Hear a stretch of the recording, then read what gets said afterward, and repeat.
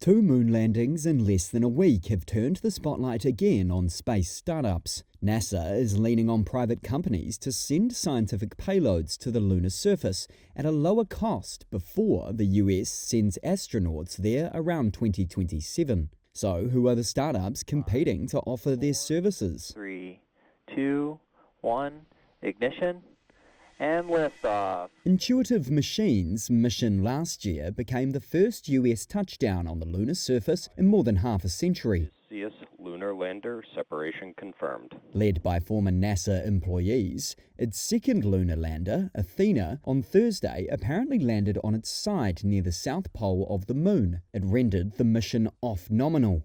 The company has one more planned mission to deliver additional research tools to the lunar surface for NASA. However, the company has delayed the mission, scheduled for 2026, to wait for the deployment of its communications satellite. The Texas-based company succeeded in its first attempt to land on the moon with its uncrewed Blue Ghost spacecraft on Sunday, kicking off a 2-week research mission. Firefly, backed by AE Industrial Partners, has a $101 million contract for the Blue Ghost mission from NASA's Commercial Lunar Payload Services program. Elon Musk's SpaceX, one of the world's most valuable startups, has led the private sector's efforts in the space industry, but its latest test launch of the Starship mega rocket, meant to take humans to Mars, exploded after minutes in space, marking the second straight failure this year. Its 7,000-strong Starlink satellite constellation provides broadband to parts of Earth. And we have liftoff.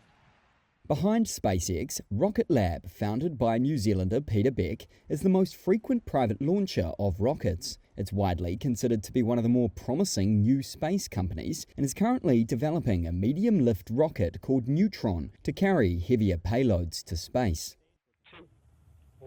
Jeff Bezos-owned Blue Origin has been selected by NASA to develop its Blue Moon human landing system for the Artemis 5 mission. At a contract value of $3.4 billion, the company plans to launch its uncrewed Mark 1 cargo lander to the moon this year to test hardware. The company also competes with British business tycoon Richard Branson's Virgin Galactic for space tourism.